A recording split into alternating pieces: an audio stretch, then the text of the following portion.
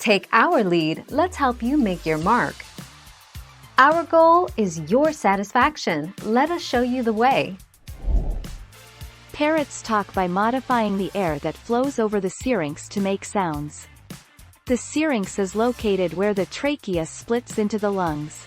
Parrots, particularly African greys and members of the Amazon family, are particularly good at imitating human words and sounds. 27 October 2016.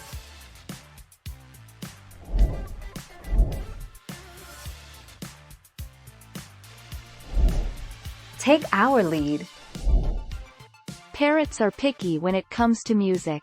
Flicker parrots have musical tastes, with some preferring classical works and others pop tunes, scientists have found.